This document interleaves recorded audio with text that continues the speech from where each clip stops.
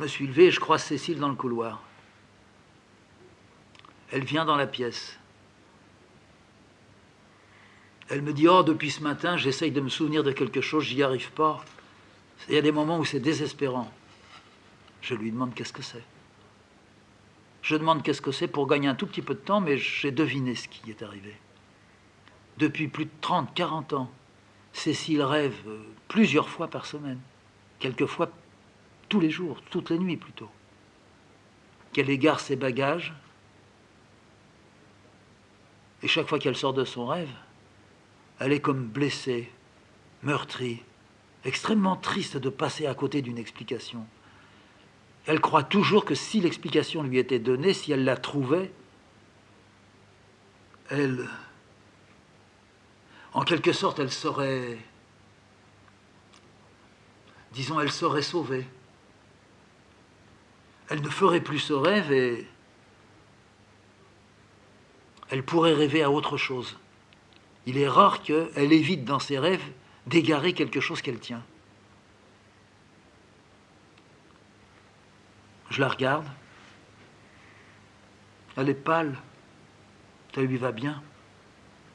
Elle ne s'est pas encore maquillée. Il y a des jours où j'aime qu'elle se mette du rouge aux lèvres. J'aime la surprendre dans la salle de bain quand la porte n'est pas tout à fait fermée, en train de passer avec un tout petit pinceau du noir sur la paupière. Hein. Puis quand elle mouille aussi son doigt avec sa salive et puis qu'elle lisse ses sourcils. Ou bien quand, avec une petite houppette, elle met de la couleur sur les joues. Il y a des moments, c'est une petite chinoise, une petite esquimaude aussi. Ouais. Elle a les yeux petits, un peu asiatiques, les pommettes légèrement saillantes. Pas trop, mais quand même. Elle a cet air slave. Elle n'a pas tellement un air juif. Elle est davantage slave, comme son père, comme son grand-père, le père de son père. C'était quasiment un mongol.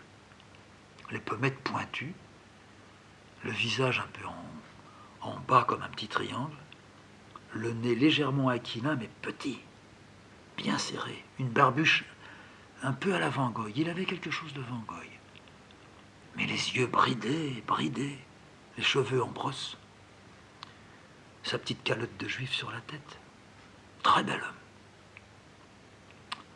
Et Cécile tient de ce côté-là, davantage du côté des Rems, hein, que du côté des Mills.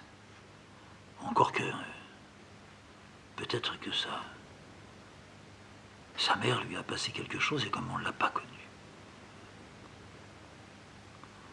Cécile s'en va dans la chambre. Je la rejoins, je laisse tomber mon dessin. Qu'est-ce qu'il y a? Oh, je suis lasse d'être comme ça.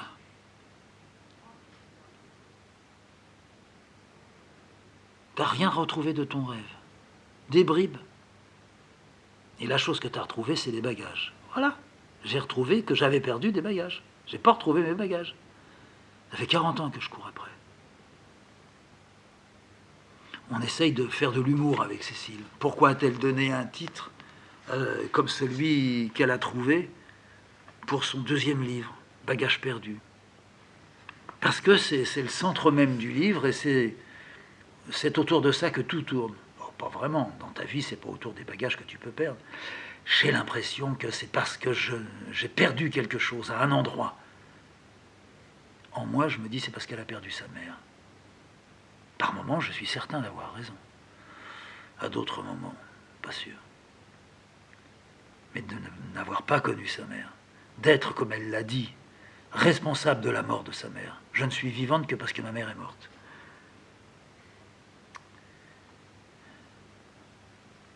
Et Cécile est en train de se battre à l'extérieur de sa Poustinia. Je ne peux pas lui dire ça. Je lui dirai quand elle ira un petit peu mieux. Là où elle n'arrive pas à comprendre que... Elle le sait pourtant, que l'artiste est toujours fendillé, que l'artiste est porteur d'autant d'espoir que de désespoir. Mais il arrive que les niveaux, un peu comme les vases communicants, les niveaux se brouillent et s'embrouillent. Il y a de la couleur rose qui passe dans l'autre. Ah, il fallait pas. alors on peut dire qu'il y a quelque chose qui s'écroule. L'artiste, c'est du sable. Je vais quand même pas commencer la journée à dire ça à Cécile. Je la regarde, je la secoue un peu. Ouvre tes yeux. Il fait jour, ouvre tes yeux, regarde. Tu es dans la chambre. T'as pas marché ce que t'as essayé ce matin? Rien m'intéresse. Oui, combien de fois je dis aussi ce monde ne m'intéresse pas. Mais je vais pas dire c'est nous qui nous intéressons, mais c'est ce qu'on fait qui nous attire et on doit le faire. Tu dois descendre. Allez, on va faire comme on fait souvent. On va boire une petite goutte de chaud. On va donner un petit morceau de gâteau à Sirène, le restant à Zaza, et puis tu vas à ta table et moi je vais à la mienne. D'accord? Chaque dessin est toujours le dernier. Ça, c'est pour moi, ça. Je le commence et je suis convaincu que je ne le finirai pas. Et si je le finis, je n'en ferai pas un autre. Mon inaptitude à recevoir une formation, c'est ça que je me disais quand j'étais gosse. Je m'en suis rendu compte. Je pouvais pas vraiment apprendre comme on voulait que j'apprenne. Ce qui fait que ça m'amenait, mais alors adulte, quand on était à la cour, ça m'amenait ou bien à me dire, je vais arriver avec le dessin à sortir comme un ultime crachat. Là, je serai comme débarrassé, ça ira mieux après. Alors, je pourrais peut-être en faire d'autres. Et sinon, alors le fait d'avoir pensé à un ultime crachat, je me souviens avoir pensé une fois à Hauteville et dit à Cécile, mais je serais très bien à ramasser les crachoirs dans les sanas. Au lieu de l'attrister, ça l'avait fait éclater de rire. Il dit, oh, je te vois, toi, oui, ramassant tout ça. Bon, je lui dis, tu sais, sinon, je pourrais y aller au crachoir. Alors, on s'était mis à rire tous les deux. Aller au crachoir, c'était un bâtiment à l'entrée d'Hauteville, qui était le bâtiment des crachoirs. C'était tous les jours une petite camionnette avec deux types qui passaient de sana en sana, qui allaient dans un sous-sol, qui saisissaient, c'était comme un panier dans lequel on aurait mis du vin, mais c'était un panier à étage dans lequel tout le sana avait... Alors il y en avait des paniers, hein. Il y avait des sanas avec 150 places, 200 places. Il y avait presque 150 crachoirs. Tout le monde crachait, et même devait cracher. Puis il y avait tous les crachats, disons, contagieux. Alors les crachats ne se jetaient pas dans les éviers, dans les lavabos. On disait, crachez pas par terre. On avait son crachoir à la tête de son lit. Un machin en ferraille, en ferraille, oui, avec un couvercle qui se levait en appuyant sur une petite patte. On appuyait avec le pouce, et puis, pouf, on crachait dedans. On lâchait la petite patte, et puis ça se remplissait toute la journée. Et puis, un employé venait, ramassait tout ça le matin de bonne heure ou le soir très tard, les déposait dans les paniers en bas, et arrivait la petite camionnette qui ramassait les crachoirs. Il y avait à l'intérieur de la camionnette des tas de planches, enfin c'était pas des planches, c'était de la ferraille, dans lesquelles on glissait les paniers à crachoirs. Ils allaient au bâtiment des crachoirs, ils ressortaient tout ça, puis ils balançaient ça. Alors je sais pas dans quoi, je suis jamais rentré dedans. Ils devaient balancer ça dans une cuve bouillante avec je ne sais quoi, du chlore, des désinfectants. Et on avait appris qu'il y a des gens qui allaient travailler là, qui devenaient employés au crachoir, parce qu'ils étaient mieux payés pratiquement que les infirmières ou que les infirmiers. Parce qu'il y avait un risque de contagion et qu'il y avait donc une prime de contagion. Je disais à Cécile, et en même temps je gagnerais plus que ce que je suis en train de faire. Et elle avait cessé de rire, elle m'avait dit, tu peux jouer un peu, tu peux de temps en temps être comme ça, noir, mais il ne faut pas trop le dire. Ce que tu fais, c'est non pas mieux, mais c'est ça ton chemin. C'est de rester là, à ta table. Au fond, ce qui m'aura manqué toute ma vie, et puis peut-être que, arrivé à 70 ans, je me rends compte que c'était surtout ce dont je n'avais pas besoin.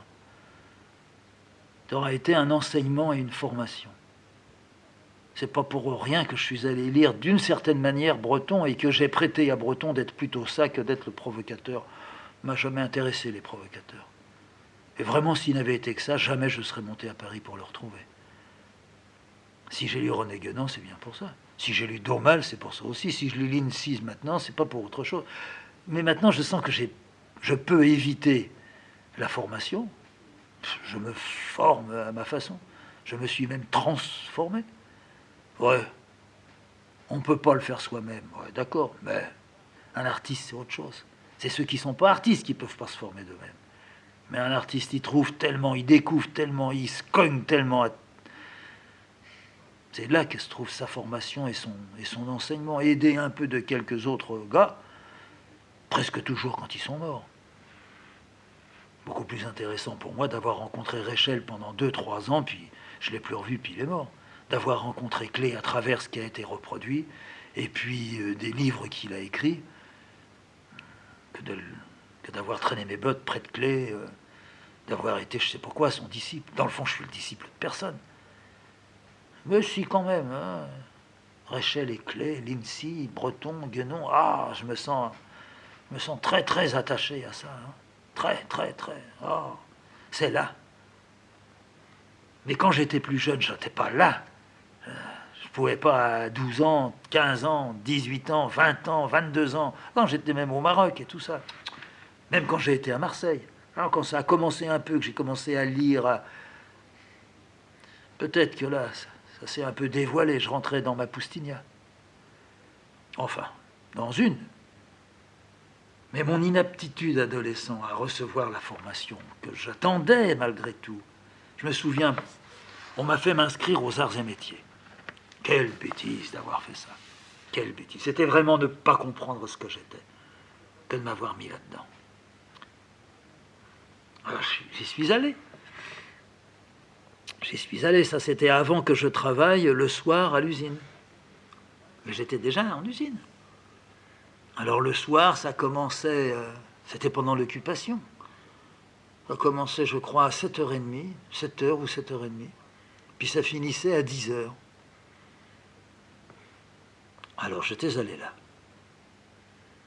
C'était la Paulette, mon initiatrice d'adolescent, d'enfant. Celle qui m'a fait découvrir, puis qui m'a en partie détruit aussi. Puis en partie fait lever le voile de certaines émotions. De perdre certaines illusions aussi. Pas tout de suite, mais plus tard. De comprendre, peut-être. Oh, les rencontres sont jamais totalement inutiles. Enfin, elle m'avait conduit là-bas. Elle avait pris le métro. Elle m'avait conduit aux arts et métiers. Elle m'avait dit, voilà, tu vas t'inscrire. On va te donner une carte. Alors c'est ce que je fais, avec elle, devant elle. On lui avait demandé, vous êtes sa sœur. Alors j'avais 15 ans et demi, 16 ans. Elle avait dit, non, non, non. C'est mon petit amoureux. Ça m'avait gêné qu'elle dise ça. D'autant qu'elle l'était plus, ou c'était en passe de s'arrêter. Alors je donne mon nom, mon âge, mon adresse. Qu'est-ce que je choisis? Je ne savais pas quoi choisir, alors je la regarde, elle. Elle dit l'électricité. Alors l'électricité, cours d'électricité. Alors c'était surtout la théorie, très peu de pratique. Il me donne une carte, c'était une carte rose foncé, carmin. Rouge, disons, rouge carmin. Puis il y avait des petites cases tout autour. Puis chaque fois qu'on prenait un cours, il y avait on pointait. Toc, toc, toc, toc. Ça voulait dire qu'on avait suivi le cours. C'était pas gratuit, mais c'était pas très cher. Elle disait qu'elle allait payer. Elle m'avait dit, je te donnerai de l'argent. Puis elle m'avait dit, t'achèteras, parce que quand on prend des cours comme ça le soir, il y a des cours qui se vendent. Alors c'était à l'époque polycopié. Alors je voyais une pile, là. Électricité, de l'autre côté radio, de l'autre côté... Ah, je dis, je ne lirai jamais ça. Non, non seulement que je ne lisais pas, je n'avais pas horreur de lire, mais rien ne m'intéressait. Alors elle dit, vous croyez qu'on peut en prendre un? Et la personne qui était là dit, oui, oui, ça lui donnera une idée. J'ai ouvert et j'ai refermé. Pas possible. Il n'y avait que des équations à l'intérieur. J'étais dans l'impossibilité de comprendre ça. Mais pourquoi cette femme me foutait dans un tel merdier? Bon, on est sorti, je savais l'heure à laquelle il fallait, puis les jours, c'était pas tous les jours. Puis elle a dit à l'homme, il pourrait pas jeter un petit coup d'œil là sur une des salles? Oh, ben il peut à cette heure-ci, c'est vide, il a qu'à aller là, venez, venez. Alors on fait 2-3 pas, on rentre dans un couloir, puis il pousse une porte, il dit voilà, c'est ça. J'ai reçu un vrai coup de couteau dans le front. C'était une grande salle un peu en pente, avec en bas une table très longue qui courait, puis il y avait des sièges qui... C'était un peu comme un cinéma. C'était pas très grand. C'était horrible. On est sorti de là. Il me dit, alors maintenant ça y est, c'est décidé, t'as vu? Je ne pouvais plus lui parler. On a fait quelques pas, on a traversé un boulevard, ça devait être le boulevard Sébastopol. On est rentré dans des petites rues, puis à un moment donné, elle est rentrée dans un café, elle m'a dit, tu vas boire une bière? Je dis, je sais pas. Mais si, allez, bois une bière. Et puis la patronne est venue, elle s'est fait payer, puis elle a dit, je peux monter avec le petit? Puis elle a payé. Puis on s'est retrouvés à monter dans des petits escaliers, au 2e étage, il y avait un numéro sur la porte, on est rentré. Très vite, elle s'est déshabillée, elle m'a dit, allez, viens. J'avais plus du tout envie d'elle. Je me souviens, je suis allé à la fenêtre, il y avait la rue en bas. Et je voyais des femmes qui faisaient le trottoir. Au fond, elle était devenue comme une putain. J'ai toujours aimé les putains. Mais elle ne pouvait pas être aimée. Elle jouait à la putain. Plus tard, je me suis demandé, c'était peut-être ce qu'il y avait de mieux comme putain, cette femme. Elle jouait la comédie sur tous les registres. Elle se foutait de la gueule des gens chez qui elle était allée, et elle jouait un rôle de façon parfaite. Elle était une mère de famille, peut-être tout à fait, peut-être même tout à fait exceptionnelle, mais elle ne pouvait l'être qu'à la condition d'avoir fait quelque chose avant ou après de tout à fait ignoble. Mais j'en étais pas là. Là, je venais de visiter les arts et métiers. J'allais me retrouver avec des cours polycopiés. Aller dans une salle, si c'était celle-là la salle, j'irais une fois, je ne reviendrai plus. Et elle me donnerait l'argent. Il faudrait que je fasse pointer ma carte, alors je suis donc obligé d'y aller s'il faut pointer la carte. Elle me demandera de temps en temps, montre-moi ta carte. Et pendant ce temps-là, elle était sur le lit, elle écartait les jambes. Allez, tu viens.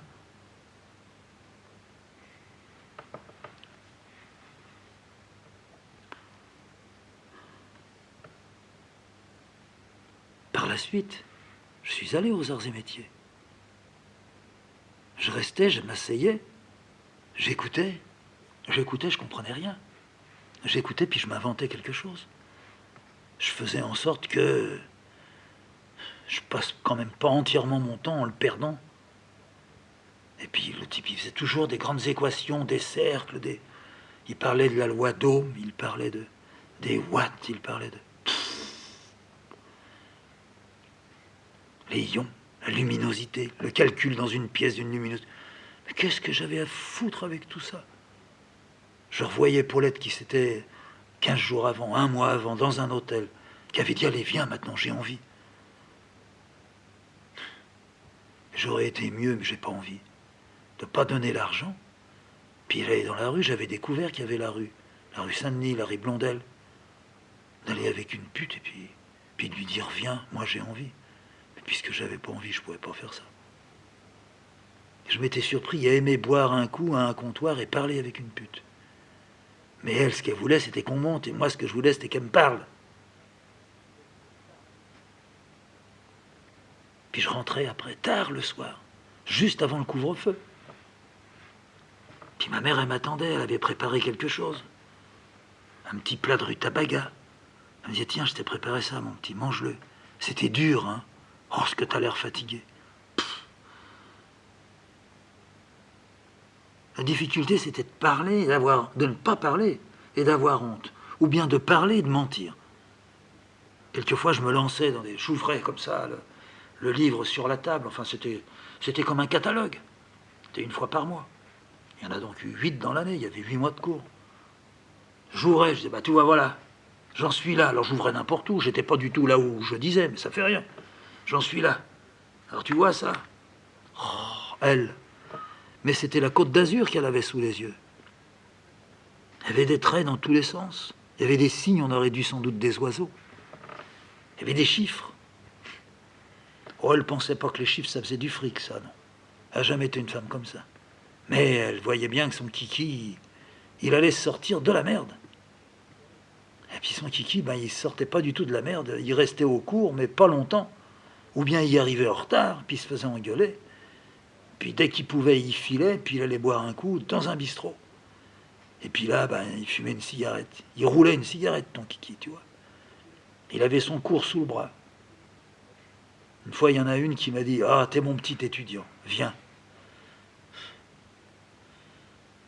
Petit étudiant. Ma mère, 2-3 jours après, en revenant d'un cours, ce jour-là, c'était un double numéro, mais il ne coûtait pas plus cher.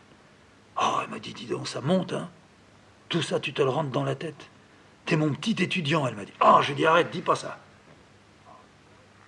Mais j'ai pas dit de mal. T'étudies.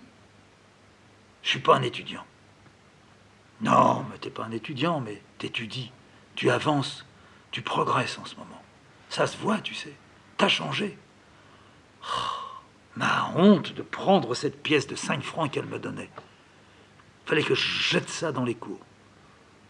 J'aurais mieux fait de le jeter dans un égout, mais je ne pouvais pas arriver à le jeter dans les égouts.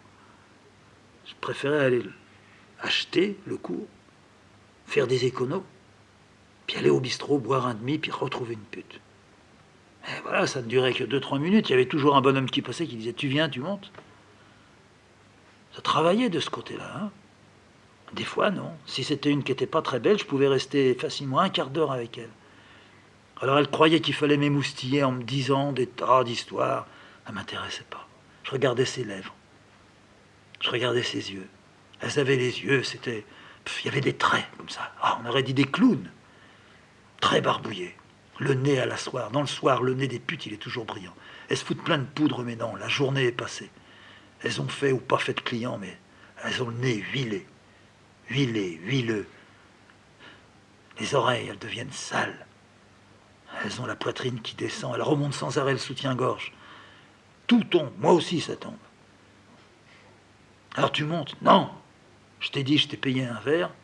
Moi, je bois mon verre. On a fumé une cigarette. Maintenant, je rentre.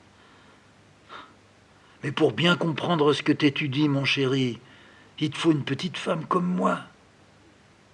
Alors je sortais.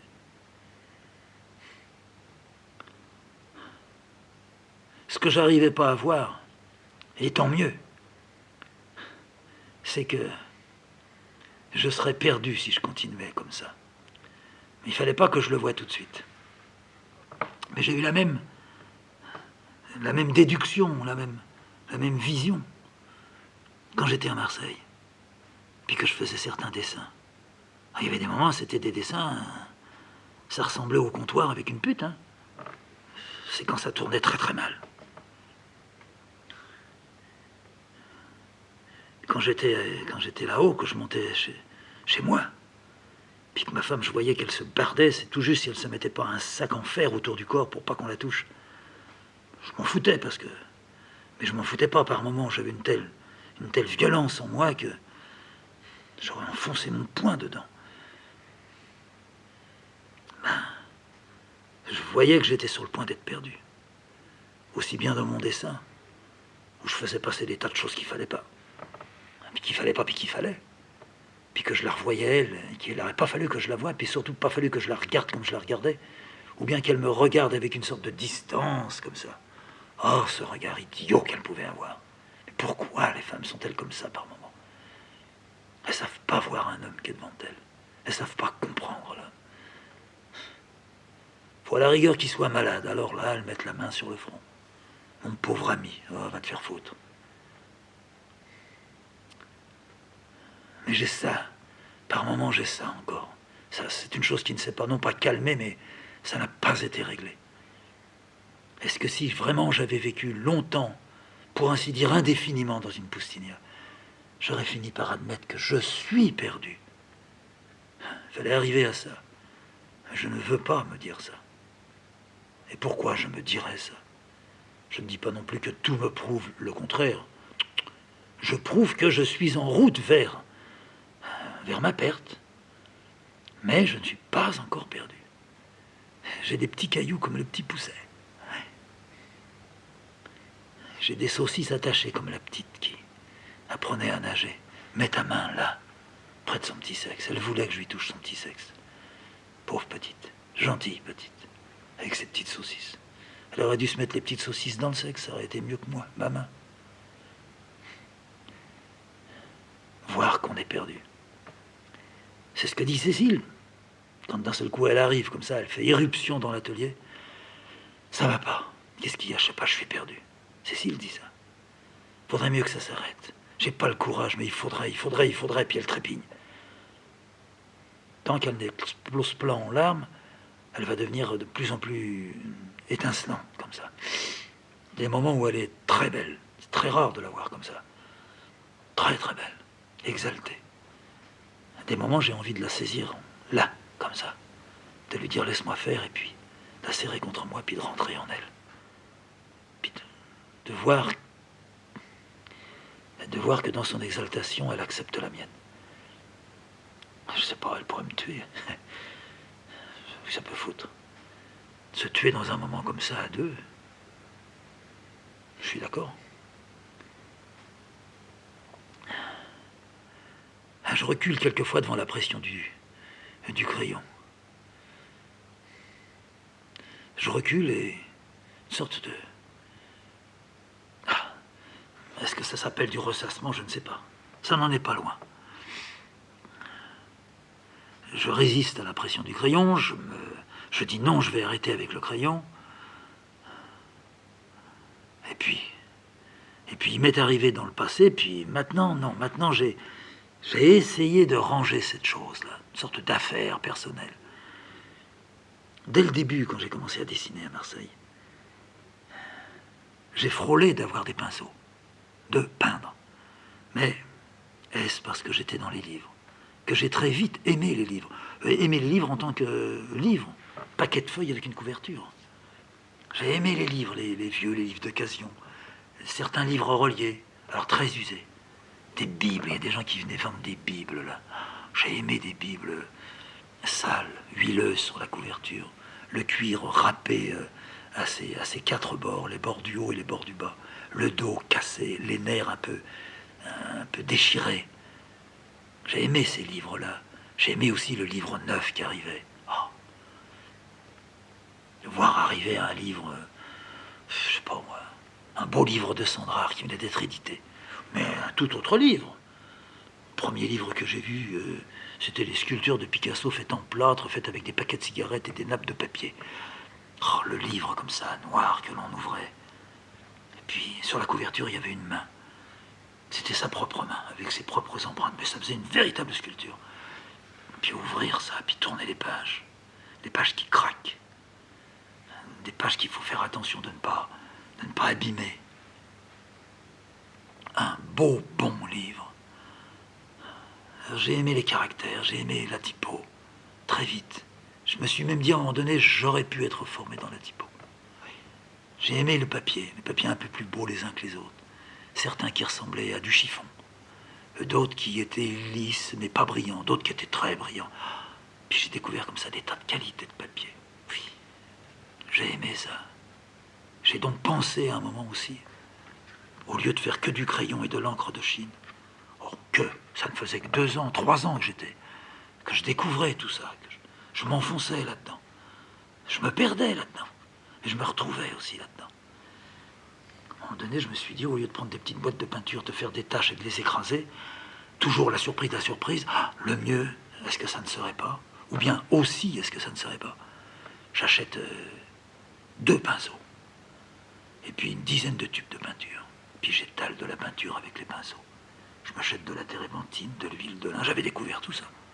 Dans une librairie, on vend aussi des méthodes pour peindre. J'avais la meilleure méthode pour peindre. Alors, il y avait des filles allongées qui étaient mises comme modèle, ou bien des paysages avec une petite maison, puis un chien qui est là. M'en fous de ça, c'est pas ça que je veux faire. Mais peindre, ouais. Alors, je me suis passionné pour ça, je suis allé chercher mes 2 pinceaux. J'ai pas pu faire avec mes 2 pinceaux. J'ai pas pu ouvrir le tube de peinture non plus. Alors, c'était pas 2 pinceaux qu'il me fallait, mais c'était peut-être le double. Alors je suis allé chercher des pinceaux, mais c'était cher. Alors, je suis plutôt allé chez un droguiste. Alors j'ai dit, je voudrais des pinceaux, ça serait pour peindre des lettres. Je savais qu'il fallait que ce soit des pinceaux un peu fins. Mais je dis pas trop cher, hein, parce que je suis un amateur. Alors il m'a montré des pinceaux, mais j'ai pu m'en acheter une bonne dizaine, 12 sans doute, de largeur plus ou moins différentes, souples, mais quand même certaines brosses un peu dures, certains courts en poil et d'autres assez longs, ronds, plats. Alors, j'étais heureux avec leur numéro. Je suis revenu chez moi, j'ai ouvert tous mes tubes de peinture, pinceau, ma petite bouteille d'huile de lin, ma térébenthine. Voilà, j'avais mon attirail. J'ai dit, alors je commence par quoi? J'avais pas pensé à prendre une palette. Mais j'ai fait ça sur ma table. Sur une planche que j'avais mis sur ma table. J'ai mis un petit peu une couleur comme ci, couleur comme ça. Ouais, c'est joli. Puis je suis venu chercher avec mon pinceau. Je peignais sur du papier. Bon, me payer une toile. Je suis venu chercher un petit peu de couleur avec mon pinceau. Puis je l'ai posé sur le papier. Tout de suite, ça m'a déplu. Tout de suite. Alors j'ai pris un autre pinceau, j'ai pris une autre couleur, puis je l'ai reposé sur le papier. Et ça, là, ça m'a profondément déplu. Puis c'était laid. Alors j'ai pris un peu d'huile de lin, j'ai fait tomber là, j'ai fait un mélange avec de l'huile de lin, puis j'ai mis par en dessous, puis je dis, mais ça rime à rien. Alors ce que j'avais mis, chaque petite touche de peinture sur la planche, j'ai pris mon papier, j'ai posé mon papier sur ce qui me tenait lieu de palette, puis j'ai bien écrasé, comme je faisais. J'étais retombé. Retombé là où j'étais il y a 15 jours, un mois. J'ai bien écrasé, puis j'ai tiré tout doucement. Là, oui. Là, sans pinceau, c'est mieux. Alors comment que ça se fait? Parce que j'ai pas de sujet. Et je veux pas de sujet. Je veux que ça vienne dedans. Il faudrait en mettre d'autres. Alors j'ai mis encore des coulées de peinture, j'ai encore écrasé, j'ai fait glisser. Ça revient à ce que je fais avec mes petites boîtes. C'est pas la peine que je me serve de peinture. À l'huile, c'est plus cher. Et puis les pinceaux, j'en ai pas besoin. J'ai gardé cette... Est-ce qu'il faut dire cette folie, cette manie? Moi, je ne sais pas ce qu'il faut dire là. J'ai gardé ça jusqu'à maintenant. À la coup, je me suis acheté plusieurs bottes de pinceaux. Puis un bel attirail de tubes. Hein. Puis j'ai même fignolé, j'ai acheté de la toile. Puis j'ai fait mes cadres moi-même. J'ai jamais pu peindre dessus. J'ai fait des taches sur mes cadres. J'ai foutu de la barbouille dessus, j'ai bien frotté, gratté, tiré. Voilà. Mes pinceaux m'ont servi à rien. Ils m'ont suivi jusqu'au Cousa. Au Cousa, il m'est arrivé aussi dans la grange de vouloir essayer. Alors là, ça a pris des semaines et des semaines. Ça ne pouvait pas.